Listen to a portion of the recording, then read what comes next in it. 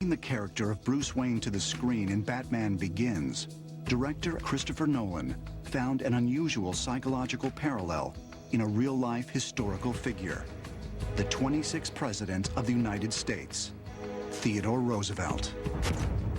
Chris said, to me, the key to understanding the character is that Bruce Wayne is Teddy Roosevelt.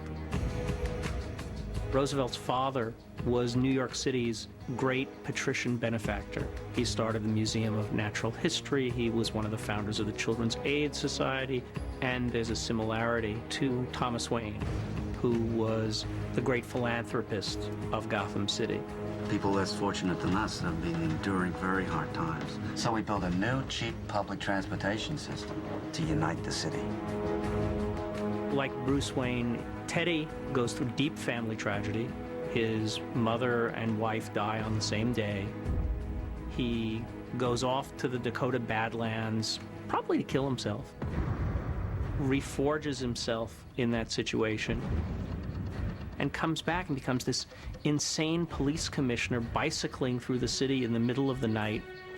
He's the Rough Rider, what we know as the iconography of Teddy Roosevelt. That's really the psychology that plays out in Bruce Wayne. Your anger gives you great power, but if you let it, it will destroy you. In the comic book histories, the timely appearance of a bat in Bruce's study gave him the idea for a crime-fighting alter ego that could avenge his parents' death. Originally called the Batman by creator Bob Kane, this second identity was inspired by popular characters like Zorro and the Shadow, wealthy crusaders who cloak their crime fighting behind a secret other self. In Batman Begins, the motives for Bruce's transformation are more psychologically based. People need dramatic examples to shake them out of apathy, and I can't do that as Bruce Wayne. But as a symbol. What symbol? Something elemental, something terrifying. In the film, Bruce chooses to adopt the appearance of a bat because it's a creature that embodies one of his greatest fears. The symbolism of using the bat is he's conquered those fears. And there's a technique that mental health clinicians use for people who have fears. It's called exposure. And the idea is in a planned and purposeful way, you expose yourself to the things that you're afraid of. The movie portrayed exposure incredibly well.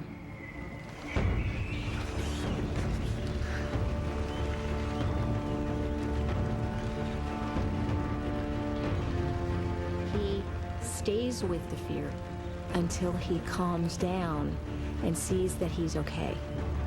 It's just a wonderful example of how people become afraid of things and they can become unafraid of them. The murder of Thomas and Martha Wayne instilled a sense of purpose in the life of their orphan son. But as Batman, that life is far from easy.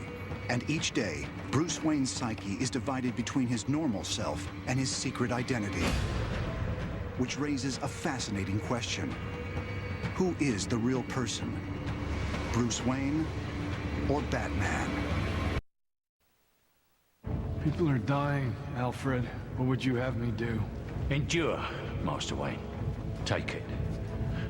They'll hate you for it, but that's the point of Batman. He can be the outcast. He can make the choice that no one else can make. The right choice. For decades, Batman fans have embraced a hero whose character would unnerve us in reality. A man divided between his daytime life as a philanthropist and businessman and his nighttime crusade as a masked avenger who operates outside the law. He is trying to integrate this ever-going conflict that he has between good and evil with the person that he thinks he is, more importantly, the person he wants to be. In the early 20th century, Swiss psychiatrist Carl Jung explored the link between the conscious and the unconscious mind. Jung believed that in all of us, a struggle wages between the socially acceptable self and what Jung called the shadow side. Batman embodies the shadow side.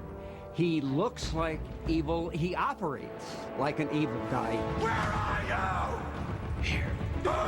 He operates outside society, and yet his values are the values of a virtuous man. He is a perfect union of the two sides of all of us, the good and the evil that coexist.